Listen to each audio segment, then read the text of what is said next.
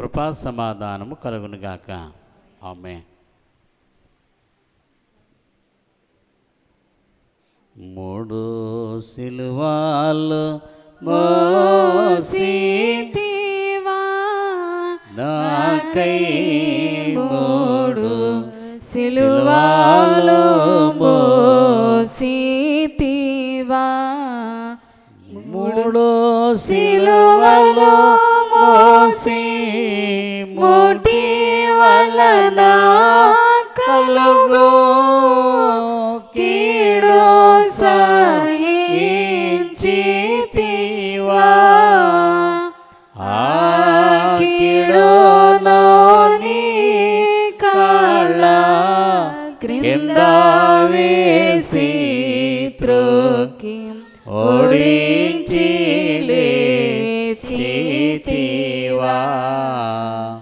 ఆ కీడులోని కాళ్ళ కింద వేసి త్రోకి ఓడించి లేచితివా.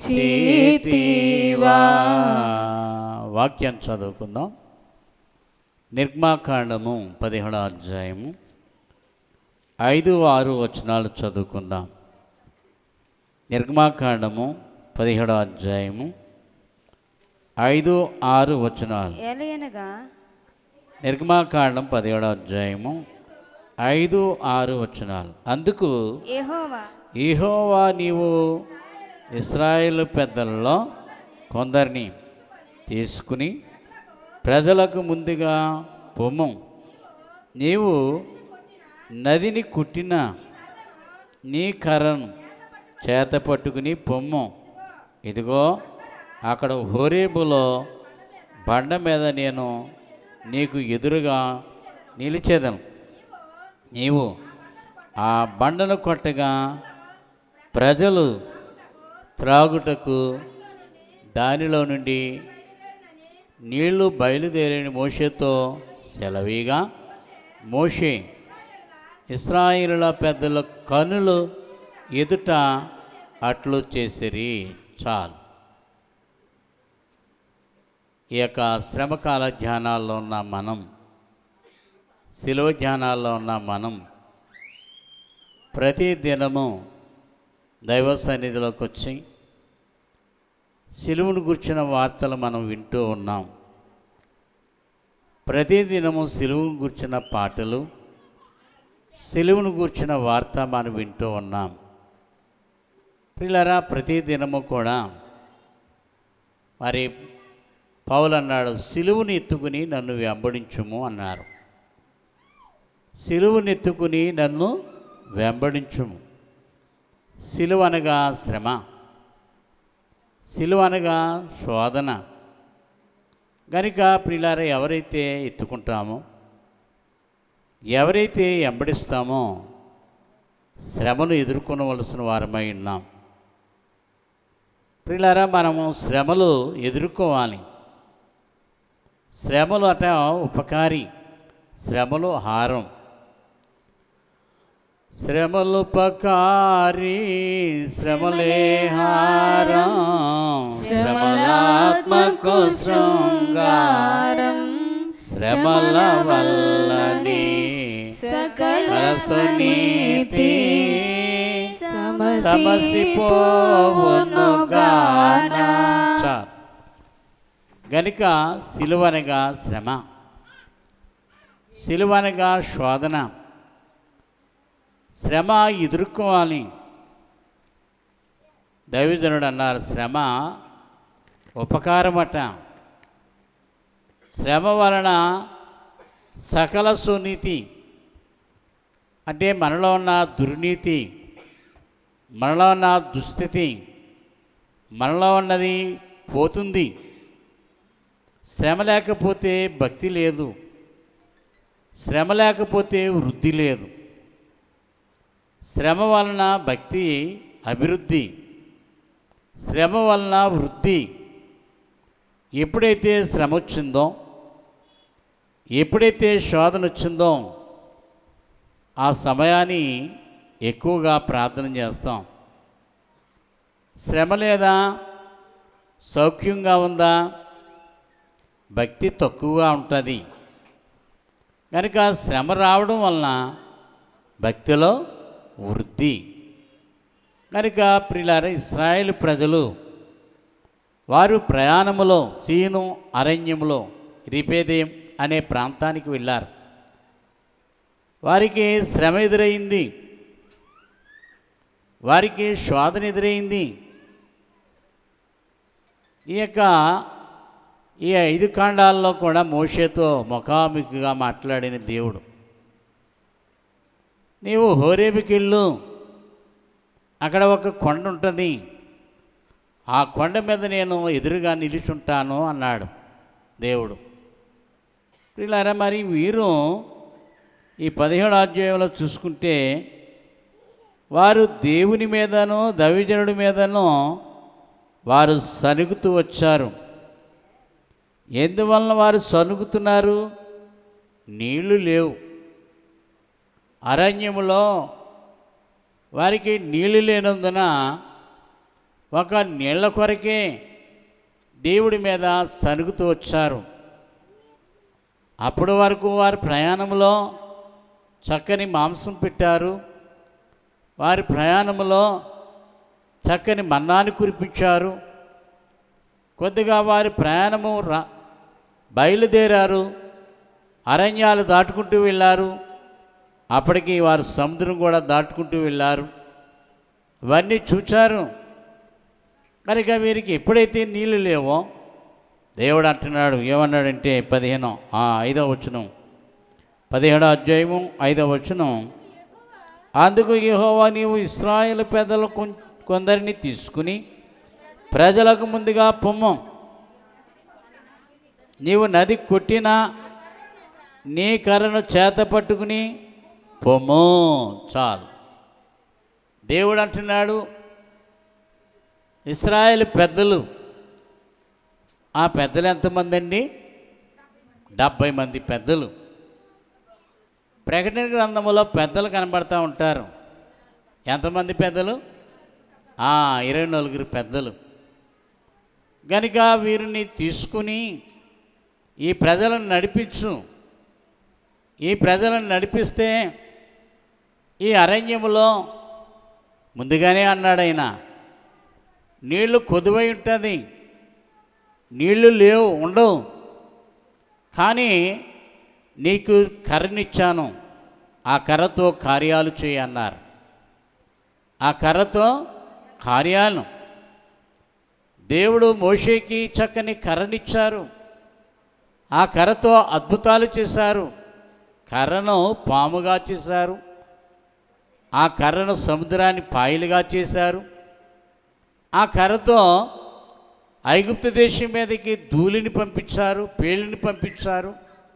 ఆ కర్రతో ఎన్నో అద్భుతాలు చేశారు. కాపరి దుడ్డికర్ర అనే ఒక పుస్తకం రాస్తారు. కాపరి దుడ్డికర్ర 23వ కీర్తనలో ఉంటుంది, యెహోవా నాకు కాపరి, నాకు లేమి కలగదు, నా దుడ్డికరియు నా దండము నన్ను నీవే. కనుక ఆయన ఎలాంటి వారట? ఒక దుడ్డికర్ర లాంటి వారు. ఆయన ఒక గ్రంథం ఎలాంటిదంటే, ఒక గ్రంథం పిల్లరా బలమైన ఆయుధం. కనుక ఈ ఆయుధాన్ని మోషేకి ఇచ్చారు. నువ్వు ఎప్పుడైనా దీన్ని ఉపయోగించవచ్చు, దేనికైనా నీవు ఉపయోగించవచ్చు చెప్పాడు దేవుడు. నీళ్లను రక్తంగా మార్చాడు. నీళ్లను కానాలో మొట్టమొదట కార్యం చేశారు, నీళ్లను ద్రాక్షారసముగా చేశారు. దేవుడు అద్భుతాలు చేసే దేవుడు, దేవుడు సూచక్రియలు చేసే దేవుడు, దేవుడు ఆశ్చర్యకార్యాలు చేసే దేవుడు. మన దేవుడు గొప్పవాడు. ప్రియులారా, మరి ఇక్కడ దేవుడు అంటున్నాడు, అబ్బా హోరేబులో ఆ కొండ మీద నేను ఎదురుగా ఉంటాను, నీ కర్రను చాపి ఆ బండను కొట్టన్నాడు. 6వ వచనం, ఇదిగో అక్కడ హోరేబులోని బండ మీద నేను నీకు ఎదురుగా నిలిచేదను, నీవు ఆ బండను కొట్టగా ప్రజలు త్రాగుటకు దానిలో నుండి నీళ్లు బయలుదేరినని మోషేతో సెలవిగా, మోషే ఇశ్రాయేలు పెద్దల కనుల ఎదుట అట్లు చేసెను. చాలు. ప్రజల ముందు, ఇశ్రాయేలు ప్రజల ముందు గొప్ప అద్భుతాలు చేశారు మోషే. ఆ కర్రతో ఆ బండను కొట్టగా ఆ బండలోంచి మధురమైన నీళ్లు, రుచికరమైన నీళ్లు, ప్రియులారా, ఆ యొక్క అరణ్యములో లేని చోట, నీళ్లు లేని చోట దేవుడు నీళ్లను ఉబికించారు. ప్రియులారా, బలభద్రపురం, సోమలకోట దగ్గర బలభద్రపురం అని ఉంటుంది, చెప్తూ ఉంటుంటాను. ఒకసారి కాకినాడ అయ్య గారు మమ్మల్ని తీసుకెళ్ళారు. ఆ యొక్క కొండలంటే సాపుగానే ఉంటుంది కానీ పండదు పంట, ఎడారి. ఆ ఎడారి ప్రయాణం చేస్తున్నారు అయ్యగారు. ఎప్పుడైనా ప్రియులారా రాత్రి మీద ప్రయాణం వెళితే అప్పుడే రాశారు ఈ పాట, నీవే అని నమ్మిక. ప్రయాణం చేసేటప్పుడు ఒకళ్ళని ఎంట తీసుకుని అతనికి ఒక తలపాక కట్టి ఆ తల మీద పెద్ద కాగడ పెట్టి అతనికి కాలికి గజ్జలు కట్టి ఆ కొండ మీద ప్రయాణం చేయించేవారట. ఆయన ముందు నడుస్తుంటే అయ్యగారు వెనకాల నడిచేవారట. ఎందుకంటే ఆ యొక్క కొండ కదా, పాములు పురుగులు ఉంటాయి. ఆ శబ్దానికి ఆ లైట్కి ఏమవుతాయన్నమాట, తప్పుకుంటాయని ఆయన ముందు పంపించేవారు, అయ్యగారు వెనకాల నడిచేవారు సువార్తకి వెళ్ళేటప్పుడు. అలాగే రోజు మధ్యాహ్న కాలం మందు ఎండని వెళుతున్నారు. ఎండని ప్రయాణం చేస్తుంటే దావతీసింది. దావతీస్తున్న సంగతి ప్రభువుని ఎరుగును అంటున్నారట. దేవదాసు, నీకు దావతేస్తుంది కదా, ఆ కొండ మీద 2 దోసులు మట్టిది అన్నారట. 2 దోసులు మట్టిది అన్నారట. తీసిన వెంటనే నీళ్లు ఉప్పుకేయట. దేవునికి స్తోత్రం, హల్లెలూయా. ఇప్పటికీ కూడా అక్కడ పెద్ద చెరువు ఉంది, తవ్వించారు జ్ఞాపకార్థంగా. ఆ కాలపు పెద్దలు ఇప్పుడు కూడా ఉన్నారని మొన్నటిదాకా విన్నాం, మేము వెళ్ళినప్పుడు కూడా ఆలకించాం. ప్రియులారా, ఇలాగ జరిగిందని చెప్తూ ఉంటుంటారు. దైవజనుడు, ప్రభా నీకున్న వరాలన్నీ నాకు ఇవ్వా అన్నారట. చూడండి ఎంత భక్తి గలవాడైనా మనం అడుగుతుంటాం. మనము కూడా అడగాలని అడుగుతుంటాం. అడుగుడి వీబడును, వెతుకుడు దొరుకును, అడుగు ప్రతివాడు పొందునని మనం వింటుంటాం. కనుక దేవుణ్ణి అడగాలి. ప్రియులారా, తప్పేమీ లేదు. ఆనాడు దైవజనుడికి దావతీసినాయి కానీ వారు అడగలేదు. కానీ ఈ ప్రజలు, ఇశ్రాయేల్ ప్రజలు ఏమంటున్నారు, నీళ్ళు లేవయ్యా మోషే అని అడుగుతున్నారు. మోషే దేవుణ్ణి అడిగినప్పుడు నీ చేతిలో ఏముంది, కర్ర ఉంది. ఎవరైనా వెళ్ళినప్పుడు ప్రియులారా, మరి బైబిల్ గ్రంథాన్ని బ్యాగులో పట్టుకుని వెళ్ళాలి. కనుక కంపల్సరీ బైబిల్ ఉండాలి, అయ్యగారి పాటల పుస్తకం ఉండాలి, సన్నిధి క్రమ పుస్తకం ఉండాలి. ఇవి ఎక్కడికి వెళ్ళినా అవి ఉండాలి. అలాగైనా ఎక్కడికి వెళ్ళినా ఆయన చేతిలో ఏముందండి, కర్ర ఉంది. ఆ కర్రను కొట్టగా, ఆ యొక్క ఓరెబ్బు కొండను కొట్టగా నీళ్లు ఉపికాయి. ఇశ్రాయేలు ప్రజలేమి, పశువులేమి, ప్రతి ఒక్కరు కూడా త్రాగి వారిని నింపుకున్నారు. ప్రియులారా, మరలా వారు ప్రయాణం చేశారు. మరలా వారి త్రాగడం, వారి ప్రయాణం చేయడం. ఆ యొక్క అరణ్యములో నీళ్ళేమి, అరణ్యములో భోజనమేమి. ప్రియులారా, దేవుడు పుట్టించాడు. అదే అన్నారు, పుట్టిన చోట పుట్టించే దేవుడు. అప్పు పుట్టదండి అనుకుంటుంటారు. అప్పు పుడుతుంది ఏటట, పుట్టదండి ఈ ఊరిలో. అబ్బే ఇక్కడ తౌడు బియ్యం పుట్టవండి, ఇక్కడ కొంచెం ఏది కూడా దొరకదండి అనుకుంటుంటారు. కానీ పుట్టిన చోట దేవుడు నీళ్లను ప్రియులారా అలనాడు ఆగరు అరణ్యంలోంచి పోతుంది. అరణ్యంలో తన బిడ్డను ఎత్తుకుని ఇస్మాయిల్ని ఎత్తుకుని వెళ్ళిపోతుంటే అరణ్యములో ఎడారిలో ప్రియులారా నీళ్లు పట్టుకుని వెళ్ళారు పాపం. అయినా కానీ వారి ప్రయాణంలో నీళ్లు త్రాగేసరికి నీళ్ళు లేకపోతే ఇస్మాయిల్ చిన్న బిడ్డ ఎత్తుకుని వెళుతుంది. నీళ్ళు తిత్తులో వేసుకుంది. ఆ తిత్తులో నీళ్ళు అయిపోతే మరి కొడుకు ఏడుస్తున్నాడు. ఏడుస్తుంటే తల్లి కూడా ఏడుస్తూ ఉంది. తల్లి బిడ్డ కూడా ఆ యొక్క ఎడారిలో ఏడుస్తున్నారు. ఎందుకు? వాళ్ళకి నీళ్ళు లేవు. ఎండ ప్రయాణం చేస్తున్నారు, వాళ్ళకి నీళ్ళు లేవు. పిల్లరా ఆ యొక్క పుట్టిన చోట వారి యొక్క కన్నీళ్ళు దేవుడు ఏం చేశాడంటే నీళ్లను పుట్టించాడు. పుట్టిన చోట నీళ్లు పుట్టించాడు. అదే అన్నారు అయ్యగారు. ఏమన్నారంటే కరువులో కలిమి అన్నారు. ఏంటట? కరువే నీ ఇంటిలో, నీకు బియ్యం లేకపోవచ్చు, నూనె లేకపోవచ్చు, సొమ్ము లేకపోవచ్చు, కరువే. కానీ మరియమ్మ ఏటమ్మా నీ ఇంటిలో కునుపాట్లు. మన ఒకసారి ఉపవాస ప్రార్థనలో ఒక ఆయన అన్నాడు, కునుకులమ్మ వచ్చింది మన ఇంటికి, మన చర్చిలోకి అంటున్నాడు ఆయన. ఎవరట? కునుకులమ్మ అన్నారు. మరి ఇంకొక అమ్మట జోగులమ్మట. కనుక చక్కగా మంచి వేళ మాట్లాడుతుంటారు కొందరు. కనుక ప్రియులారా ఇక్కడ పుట్టిన చోట ఏం పుట్టాయండి? నీళ్ళు. పుట్టిన చోట మాంసం. అలాగే పుట్టిన చోట కొత్తిమీర గింజలాంటి సన్నని ఆహారం. కనుక మోషే ఆ యొక్క 6 లక్షల జనాంగానికి కావలసిన నీరుని పుట్టించాడండి. ప్రియులారా పట్టుదల ఉండాలి, పట్టుబడమని ప్రార్థన చేయాలి. కన్నీళ్లతో కఠిన మనసు కరిగించుకుందాము, కన్నీళ్లతో కఠిన మనసు కరిగించుకుందాము, కరిగించుకుందాము,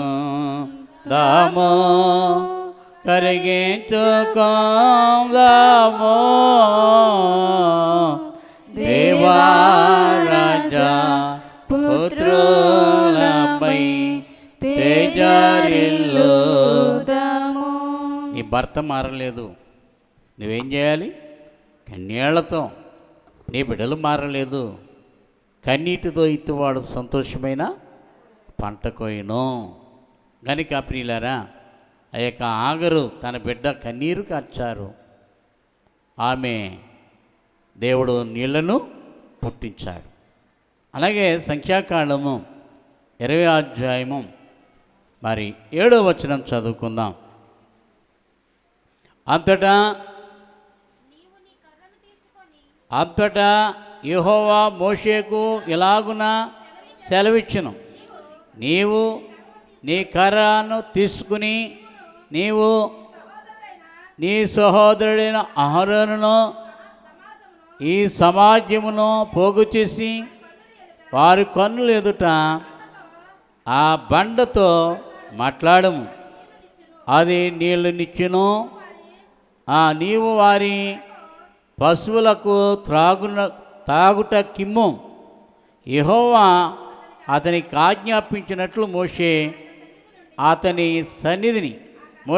ఆయన సన్నిధి నుండి ఆ కర్రను తీసుకుని పోయిన చాలు. కనుక ఇక్కడ మరొక చోట ప్రయాణం చేశారు. ఎవరి వారు? మోషే అహరోనులు తన ప్రజలను తీసుకుని వెళుతున్నాడు. ప్రియులారా మరి వీరు అంతకుముందు వారు ఏమంటున్నారంటే 4వ వచనంలో, అయితే మేము మా పశువులు ఇక్కడ చనిపోనట్లు ఈ అరణ్యములోనికి యెహోవా సమాజముగా మీరెలా తెచ్చితివి? ఈ కాని చోటికి మమ్ము తెచ్చుటకు ఐగుప్తు నుండి మమ్మల్ని రప్పించుట ఎలా రప్పించితివి? ఈ స్థలములో గింజలు లేవు, అంజూరాలు లేవు, ద్రాక్షాలు లేవు, ధాన్యములు లేవు, త్రాగుటకు నీళ్ళు చాలు.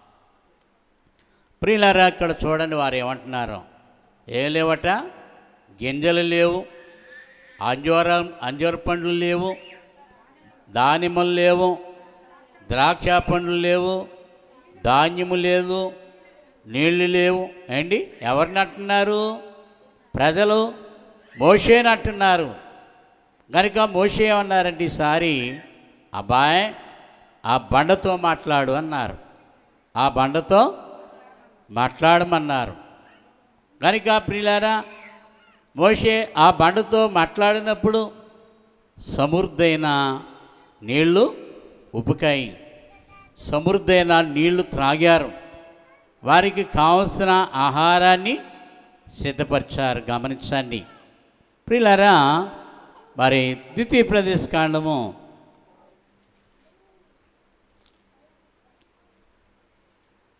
8వ అధ్యాయము 15వ వచనం.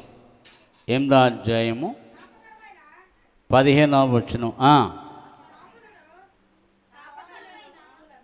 తాపకరమైన పాములు తేళ్లను కలిగి ఎడారి అయి నీళ్ళు లేని భయంకరమైన ఈ గొప్ప అరణ్యములో నిన్ను నడిపించును.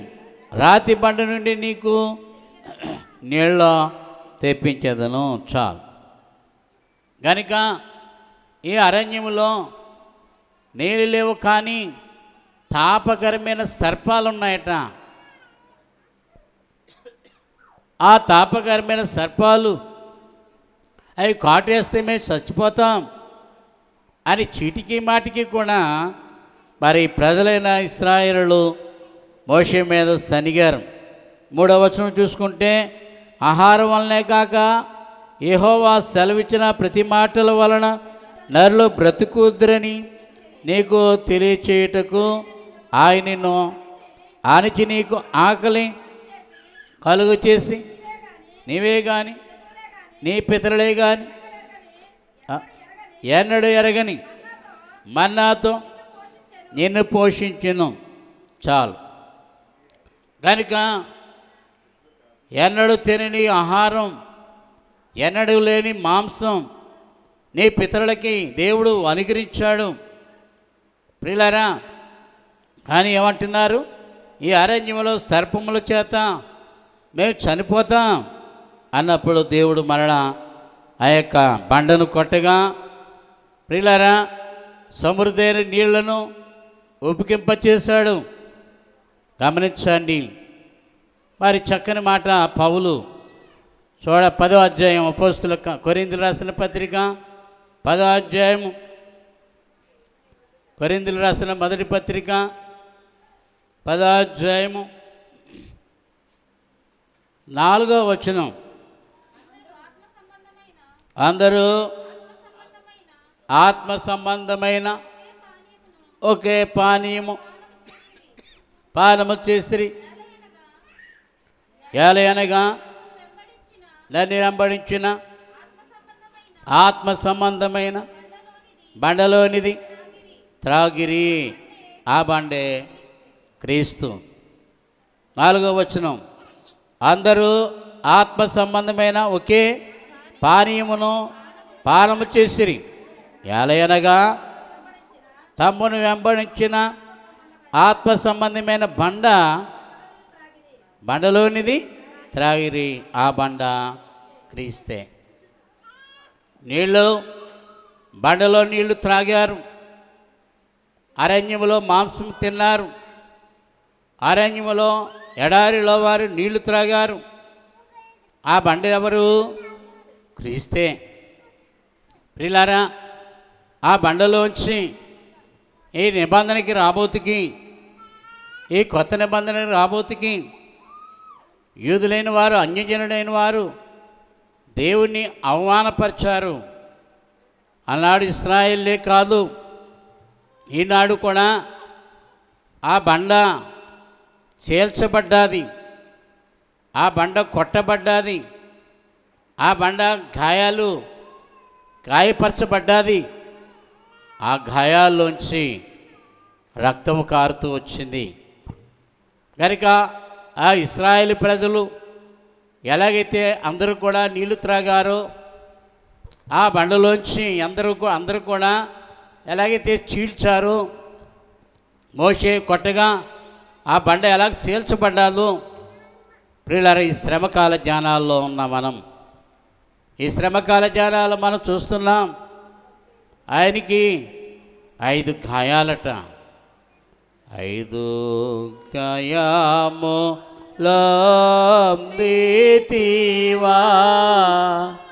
నాకై, 5 గాయములందితివా.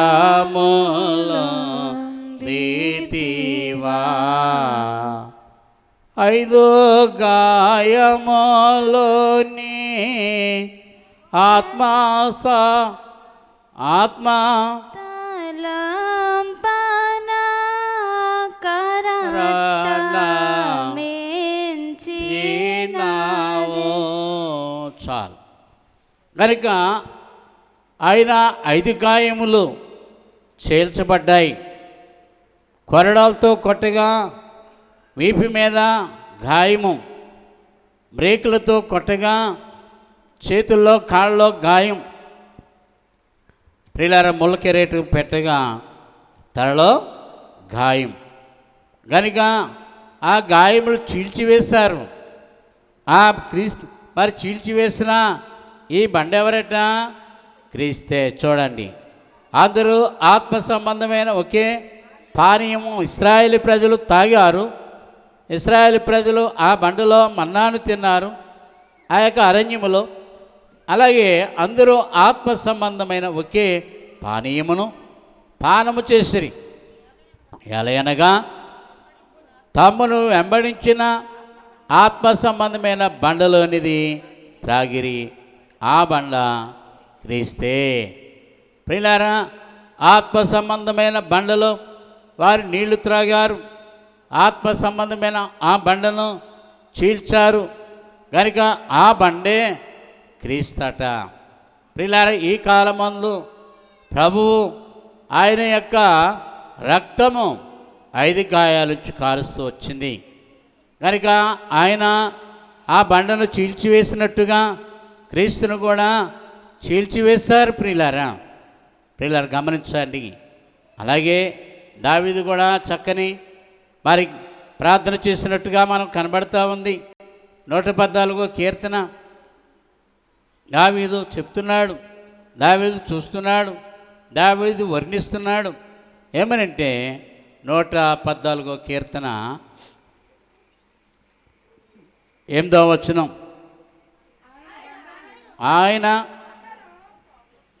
ఆయన బండను నీటి నుండగా నీటి మడుగా గాను, చెకుముకు రాతి బండను నీటి ఒట్టలుగా చేయవాడు. చాలు.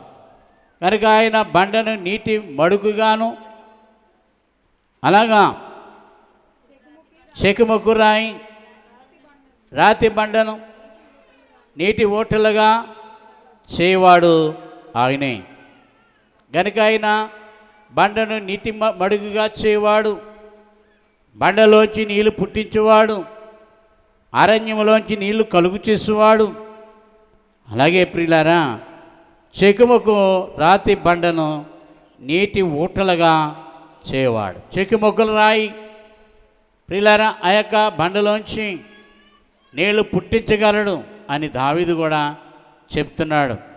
ప్రియులారా, అదే మాట మరి కొత్త నిబంధన రాబోతుకి మత్తయి సువార్త 16వ అధ్యాయము 16వ అధ్యాయము ఒళ్ళంపరాక్తము ముల్లకిరీటము తలపై బెట్టిరి సోదరా. చాలు. మత్తయి సువార్త 16వ అధ్యాయము మరి 18వ వచనం చదువుదాం. మరియు నీవు పేతురు ఈ బండ మీద నా సంఘమును కట్టుదును, పాతాళలోక ద్వారములు దాని ఎదుట నిలవనేరవని నేను నీతో చెప్పుచున్నాను. చాలు. గనుక మరి నీవు పేతురువు అనగా అర్థం ఏంటంటే, పేతురు అనగా శబ్దమునకు రాయి. ఆ యొక్క 3 యొక్క పుట్టినోట్లో చూసుకుంటే కనబడుతుంది. పేతురు నీవు నీ పేరుకు ఆ అర్థం ఏంటంటే రాయి. రాయి అనగా ఈ బండ మీద నా సంఘం. ప్రియులారా, ఈ బండ మీద ప్రభు నిలబడ్డారు. నిలబడినప్పుడు మోషే కర్రతో కొట్టినప్పుడు నీళ్లను ఉపికించాడు. పేతురుతో అంటున్నాడు, పేతురు నువ్వు నిలబడి ఉన్నావు కదా, నీ పేరుకి అర్థం ఏంటంటే రాయి. ఈ రాయి మీద మరి చక్కని మందిరాన్ని కట్టు అంటున్నాడు. ప్రియులారా, చూసుకుంటే 7వ అధ్యాయము మత్తయి సువార్త 7వ అధ్యాయము 25వ వచనం చూసుకుందాం ఒకసారి. అందువల్ల నేను నీతో చెప్పినదేమనగా, ఏమి తిందుము ఏమి త్రాగుదుము అని మీ ప్రాణమును గుర్చియు, ఏమి ధరించుకుందుమో అని నీ దేహము గుర్చియు చింతింపుకుడి. ఆహారము కంటే ప్రాణం వస్త్రము కంటే దేహము గొప్పది కావా. కనుక ప్రియులారా, ఈ ప్రజలు ఆ యొక్క ఇశ్రాయేలు ప్రజలు అంటున్న మాటను బట్టి, ఇశ్రాయేలు ప్రజల యొక్క మాటలను బట్టి అన్నిటికంటే శ్రేష్టమైనది దేవుని యొక్క మాట కదా. ప్రాణము కంటే, ఆహారము కంటే, నీళ్ళ కంటే శ్రేష్టమైనది దేవుని యొక్క విధానము కదా అని చెప్తూ ఉన్నాడు. కనుక ప్రియులారా, ఈ యొక్క మత్తయి సువార్త 27వ అధ్యాయం ఇంకా కిందకు చూసుకుంటే మరి వివరంగా కనబడుతూ ఉంటుంది. అలాగే ప్రియులారా, మరి లూకా సువార్త 6వ అధ్యాయము 48వ వచనం, 6వ అధ్యాయము 48వ వచనం, వారు ఇల్లు కట్టవలనని ఉండి లోతుగా త్రవి బండ మీద పునాది వేస్తున్నారని పోలియుండును. వరద వచ్చి ప్రభావము ఆ ఇంటి మీద పడగా కొట్టినను అది బాగుగా కట్టబడినందున దాన్ని కదిలింపలేకపోయాను. చాలు. కనుక ఇక్కడ చక్కని ఉపమానం చెప్తున్నారు. బండ మీద కట్టిన ఇల్లు, ఇసుకలో కట్టిన ఇల్లు. పిల్లరా, ఆ బండ మీద ఉన్నవారు ఎవరు? దేవుడే. ఆ బండ మీద మాట్లాడిన వారు దేవుడే. కనుక పేతురుతో అంటున్న మాట, నీవు కడుతున్న ఇల్లు అది బండ మీద కట్టబడి ఉండాలి. ఆ బండ ఎవరట? క్రీస్తే. ప్రియులారా, నీ పునాది దిట్టంగా ఉండాలి, నీ భక్తి బలముగా ఉండాలి, నీ విశ్వాసము దృఢముగా ఉండాలంటే ప్రియులారా, మరి బండ మీద కట్టిన ఇల్లు వలె ఉండాలి. విశ్వాసములో శ్రమ వచ్చినాక సూలిపోతారు. అది బండ మీద కట్టిన ఇల్లు కాదు. శోధన వచ్చినప్పుడు సోలిపోతూ ఉంటారు. ఆ ఇల్లు బండ మీద లేదు. కష్టం వచ్చినప్పుడు సోలిపోతూ ఉంటారు. అది దేవునికి ఇష్టమైనది కాదు. కనుక శ్రమలు ఎదుర్కోవాలి. బజారు గట ఎదురొచ్చిన చేప విలువ ఉంటుందట, బ్రతికొచ్చిన చేప విలువ ఉంటుంది, చనిపోయిన చేపకి విలువ ఉండదు. అలాగే ప్రియులారా, భక్తి జీవితంలో మనకి ఎన్ని శ్రమలు ఎదురైనా కానీ ఎదుర్కోవాలి. ఇశ్రాయేలు ప్రజలు వారు అరణ్యంలో బండలోంచి నీళ్లు ఉబ్బుకించిన మోషే, ఆ బండ ఎవరట? క్రీస్తే. కనుక ఆ క్రీస్తుని చీల్చివేశారు. ఈ క్రీస్తుని ప్రాణం తీసివేశారు, ఆ క్రీస్తుని గాయపరిచారు కనుక ఆ క్రీస్తే మరి బండై ఉన్నారు. ఆ బండను చీల్చివేసిన మోషే, ఆ బండ మీద ఉన్న దేవుడు కొత్త నిబంధన రాబోతికి ఆ బండ క్రీస్తే. దేవుడు కొద్ది మాటలు దీవించునుగాక. ఆమె.